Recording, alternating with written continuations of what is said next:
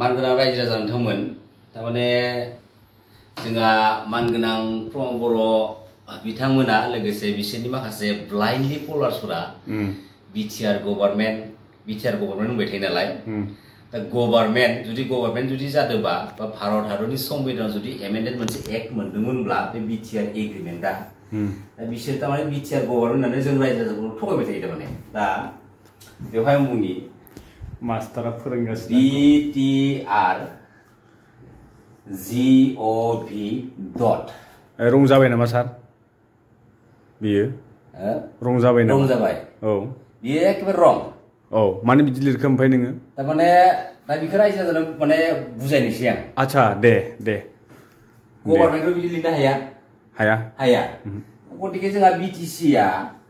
2003 10 फेब्रुवारि जितु मानगोनां बिल रिप्रेजेन्टेसनखौ लानानै जितु BTC एकर्ड बे BTC एकर्डआ जाबाय 6 शिड्युलनि मोनथाय होननानै लाबोजानाय मोनसे accord BTC GOVT dot yes ये जाबाय पुरा फुल प्लेजेड भारत हादरनि संबिधानाव मोननाय गभर्नमेन्टनि जितु शर्ट फर्म दा बे प्रमद बर' बिथांमोना GOV लिरनानै गभ ददा मानो फैखो उनाव ददा मानो फैखो आच्छा दा बिसोरो दे फोरों सार प्रमद बर' बिथांमोना बै GOV नि उनाव माने टि लगायनो हाया कारना मा तारमाने बर' हारिनि बर' फिसाफोरखौ थगायनानै गावबा गावनि माने क्रेडिट लानो नाजाबाय नोंसोरो बेसेबां थगायनो नोंसोरो रिप्लाइ हो मानो हाया इयाव मानो हाया इयाव टि होनो बुं गोहो दंबा मानो हाया इयाव मानगोनां रायजो राजा नोंथांमोना मोनसे बाथ्राखौ गोसोआव लाखियो जितु BTR बे BTR-खौ दानि जितु CEM मानगोनां प्रमद बर' बिथाङा मा बुंखो जेनेबा मुङानो बेसेबां गिदिरखानो जोंना बर' हारिया दामाने खुनु मोनसे इस्यु गैला सेपारेट स्टेटनि इस्युआबो बे BTR-नो जोबबाय बर' हारिनि जितु गांनाय उखैनाय जाथिखौ लानानै बे BTR-नि गेजेरजों जोबबाय जायनि थाखाय माने कम्प्रेहेन्सिभ एन्ड फाइनाल सल्युशनखौ BTR-नि MOS-नि हेडिं लाइनाव लिरना लाना फैनाय जाबाय बे जोबबाय बेनिफ्राय दा बे BTR एग्रिमेन्टनि उनावहाय मा बुंखो बलामगुरि टु क'क्राझार माने सेक्रेटारि न'सिमहालागै माने अनलाइन जाजोबो डिजिटेलाइज कम्पिउटार थ्रु हानि जेंना जायखिजाया जेंना कमप्लेनबाबो माने गासिबो दा दिनै प्रमद बिथाङा मोनसे बाथ्रा बुंबावदोंमोन जे थाइसेबो आथोनाबो माने केलेंकारि गैयि जों माबा खालामगोन सरकार दा दिनै मानगोनां प्रमद बिथांमोनाव सासे साधारन गोरिब गुन्द्रा न'खरा न' गंसे मोननायखौबो दिनै प्रमद बिथांमोननि माखासे वर्कार्सफ्रा बै गोरिब गुन्द्रा न'खौ दिनै थाखा जानानै दिनै न'बो लुफुंनानै होआखै आरो एक्चुअली बे न'नि बाथ्राखौ मोननाय दा दिनै मानगोनां प्रमद बिथांनि दैदेननायनि समाव जायफोर बर' फिसाफ्रा दिनै न' मोननो हादों एक्चुअली बै मानाव गेदेर हाग्रामा महिलारि सारनि दैदेननायनि समाव माने लिरै माने सेन्ट्रेल गभर्नमेन्टआव एप्लिकेसन हरखाजोबनाय बै न'फोरा दिनै सेंसन जानानै फैदों बेनि उनावहाय दिनै क्रेडिट लानाय नुदों बेखौबो जा बुंनो खोथा गैया बर' फिसा लाथों खिन्थु बै न'खरफोरनि फैनाय सेंसननि रांखौ मानो जानांगौ दिनै खुगाजों बुङो मानगोनां प्रमद बिथाङा थाइसेबो रां जाया खिन्थु मानो जादों दिनै केस होगोन जेलाव जोबगोन सोरबा जायोबा मानो सोनो हायाखै दिनै मानो सोनो हायाखै मानो सोनो हायाखै खुगाजों बुङा जाया दिनैसिमबो थगायनाय BTR एग्रिमेन्टनि गेजेरजों थगायबाय जोबाखै मानगोनां रिप्रेजेन्टेसन थगायबाय जायनि थाखाय दिनै गोदाव सोराव हालायाखै दिनै NDB-नि माने फाउन्डार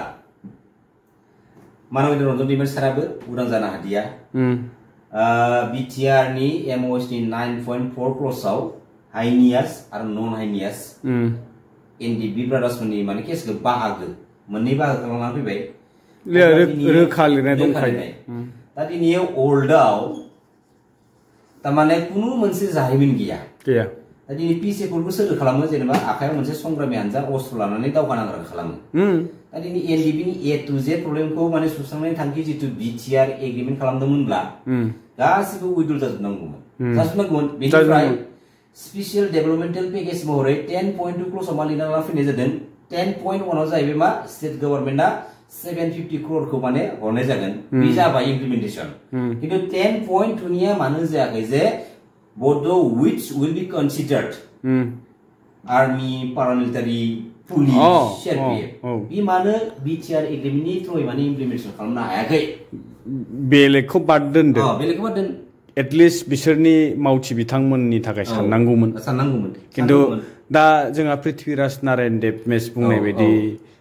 डुप्लिकेटआनो नंमारगौ नामा नंमारगौ डुप्लिकेट अरिजिनेला सेक्रिफाइस खालामगासिनो दं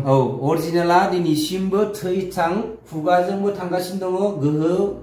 माने गोसो मोदोम मेलेमजों खस्थ' खालामगासिनो दं अरिजिनेला खिन्थु डुप्लिकेटफोरा सायावनो सा बे अरिजिनेलनि माने बेनिफिट्सखौ बेसेनखौ लानानै फानै माबा खालामगासिनो दङ दा दिनैयो ए टु जेड जितु बिटिआर एग्रिमेन्टनि जारिमिन दा जों बर' हारिनि बिखायाव मोनसे जारिमिन जानानै थांगोन दुलाराय बर' फरायसा आफादनि जा मानगोनां दिपिन बर' आदानि बाथ्रा बुंनो थाङोबा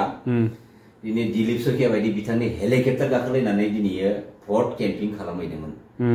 दा दिनैयो जोंबो बाजायाखैमोन जोंबो सानदोंमोन